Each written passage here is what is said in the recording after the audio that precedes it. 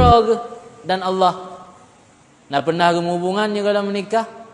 Yang nak pernah hubungan berarti nyan anak di luar nikah. Dan hukum ji wajib menyanyankan anak tanya wajib penafi.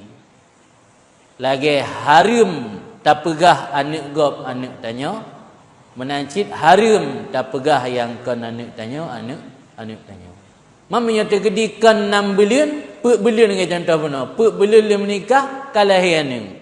Yang jelas secara zahir anak zina.